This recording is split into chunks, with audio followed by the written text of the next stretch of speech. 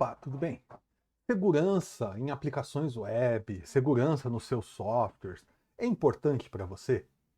Bom, é importante. Segurança é muito importante. Mas quão importante? Essa pergunta que parece estranha não deveria parecer. Segurança não é um valor absoluto. E é muito comum a gente fazer essa pergunta e ouvir como resposta: segurança é a coisa mais importante. Segurança é completamente importante. E isso não é verdade. Para ninguém, nem para um banco, sabe? Talvez para uma empresa de segurança, né? Mas é como na vida real, sabe? Se segurança fosse um valor absoluto, ninguém sairia de casa. Todo mundo ia morar em cofres, sabe? A gente ia ter ninguém nunca ia entrar num carro, num avião, de forma alguma, sabe? Segurança não é um valor absoluto. Todo mundo vive a vida assumindo riscos, riscos calculados, escolhendo que tipo de risco você aceita assumir ou não. E todo mundo que, por exemplo, abre uma empresa, um negócio e recebe pessoas, está gerenciando o risco. Que tipo de risco você quer expor às pessoas? É por isso, por exemplo, que na padaria costuma ter uma catraca na entrada, enquanto no banco tem uma porta giratória com detector de metais. E no boteco não tem nada, você simplesmente entra, sabe? Porque são lugares que têm um gerenciamento de risco diferente, porque o tipo de risco é diferente, é claro, né?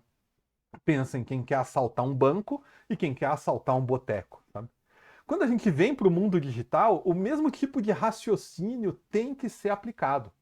Vamos falar de um exemplo, um dos fatores, tá? São dezenas de fatores que a gente analisa quando a gente fala de segurança em aplicações web, mas vamos falar de um só, autenticação, sabe? Você entrar, fazer login, colocar senha, entrar na aplicação. Quando a gente fala sobre autenticação, a gente fala, por exemplo, sobre requisitos de senha. Você pode permitir que a pessoa tenha a senha com 4 números, 1, 2, 3, 4? Eu acredito que muito pouca gente vai aceitar essa ideia, né? 1, 2, 3, 4. Não, vamos bloquear, não vamos deixar a pessoa ter a senha 1, 2, 3, 4. Mas algumas aplicações vão exigir que você tenha uma senha de no mínimo 12 caracteres, com letras maiúsculas, minúsculas, caracteres especiais e uma série de requisitos diferentes, enquanto para outras aplicações isso pode ser demais. E é claro, quanto mais complexos esses requisitos, mais difícil é a vida do usuário. Pode ser necessário, mas você tem que saber que isso tem impacto em usabilidade, vai tornar sim mais difícil a vida dele. Uma outra coisa falando de senha, muitas aplicações têm uma política de expiração de senha.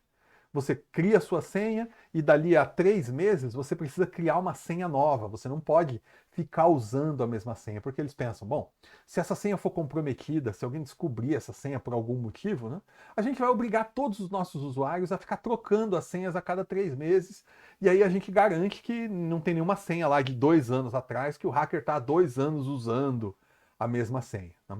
É claro, isso dificulta a vida dos usuários. Ninguém gosta de entrar numa aplicação, puxa, não pode usar a sua senha, tem que trocar a senha. Especialmente quando você tenta usar uma senha e fala, essa senha já foi usada, tem que usar uma senha nova, né? Não é todo mundo que usa gerenciador de senha, esse tipo de coisa. Aliás, a maioria das pessoas não usa.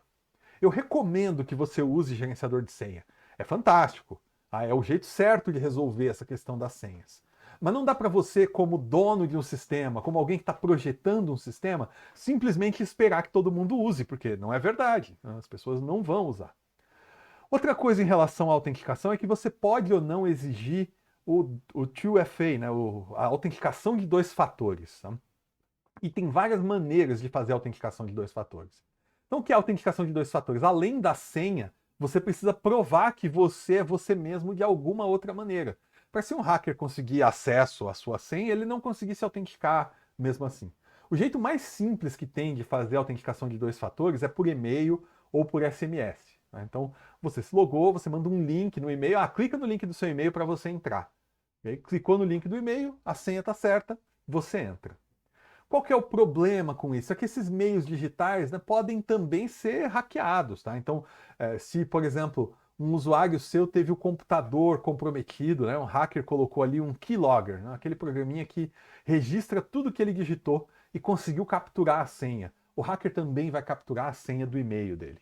Aliás, é muito comum que as pessoas percam acesso à sua vida digital perdendo acesso ao e-mail, né? Porque tudo tá lá, né? Você recupera tudo por lá, você recupera a senha, os acessos todos pelo e-mail. Né?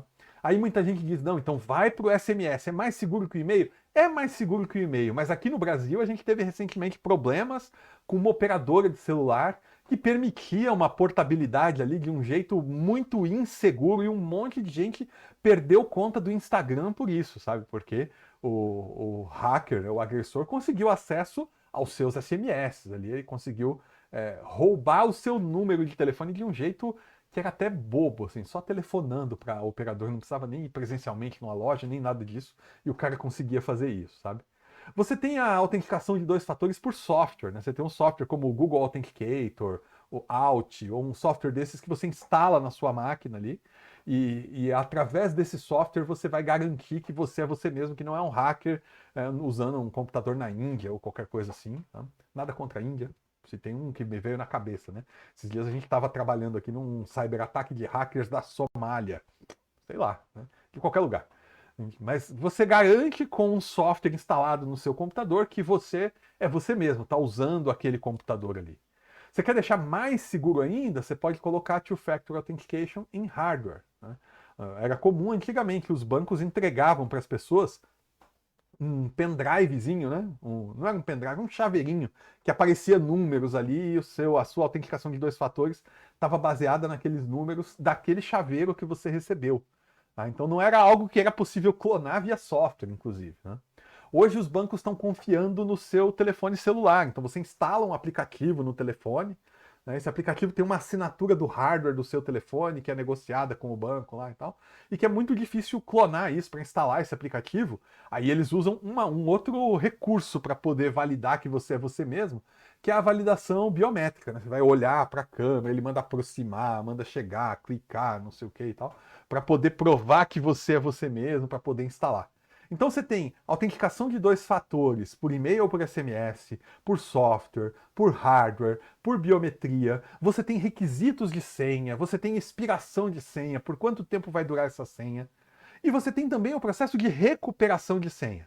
O que acontece se o usuário perdeu o acesso? Ah, esqueci a minha senha. Bom, você vai mandar um link por e-mail para ele, e se ele perdeu o acesso ao e-mail? Qual vai ser a resposta? Todas essas questões que eu coloquei não tem uma resposta certa única para todo mundo. Se você olhar do ponto de vista puro da segurança, você vai dizer, olha, tem que ter requisitos de senha muito rigorosos, a senha tem que ter 16 caracteres, com maiúscula, minúscula, caractere especial, número. Ela tem que expirar todo mês o cara tem que criar uma senha nova.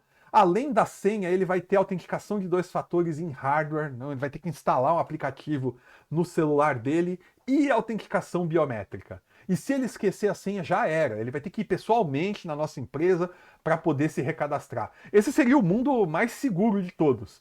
E obviamente você já está imaginando aí o caos que seria tentar forçar os seus usuários a passar por essa via crucis. Tá? Então, sempre que a gente está falando de segurança, a gente está falando em quanta segurança a gente vai implementar, em quantos requisitos de segurança a gente vai implementar, sem tornar inviável o negócio, né? O porquê da sua aplicação existir.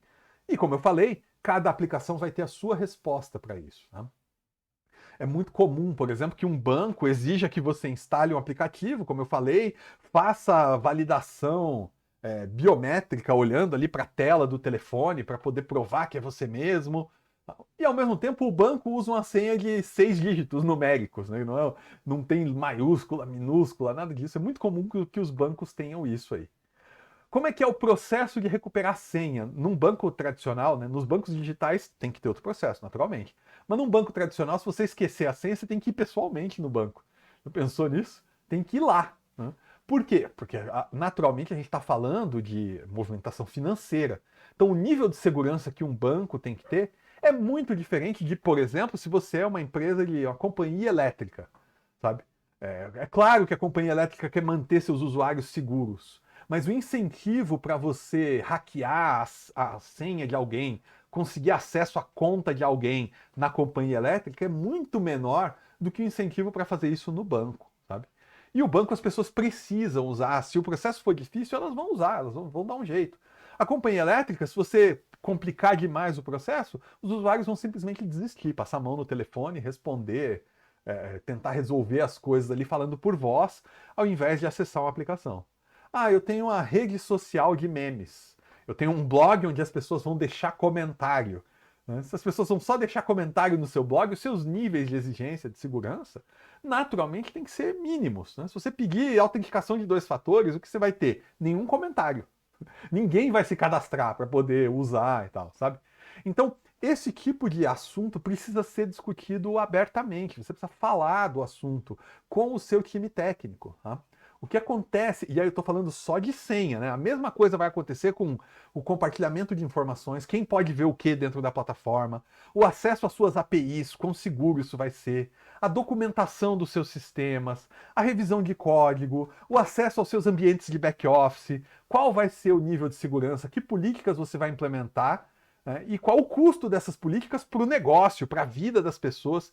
É um assunto do qual você tem que se acostumar a falar abertamente. Essas não são decisões técnicas. Você não pode deixar os técnicos tomarem essa decisão sozinhos, porque você vai ter 2 perfis de técnico: o preguiçoso, que vai deixar a coisa insegura para não ter trabalho, e o paranoico, que vai deixar super segura, mas impossível de usar. Quem tem que tomar essa decisão? Negócios. Essas são decisões de negócios. Quão seguras vão ser as senhas, como vai ser a autenticação, que procedimentos de segurança vão ter. Essas decisões têm que ser apoiadas pelos técnicos, mas têm que ser decisões de negócios. Então conversa abertamente com o seu pessoal de TI, com a sua equipe técnica, com o seu pessoal de desenvolvimento de software sobre esses temas. Se acostuma a lidar com isso sempre como um trade-off. Você vai ter que escolher uma coisa em detrimento da outra.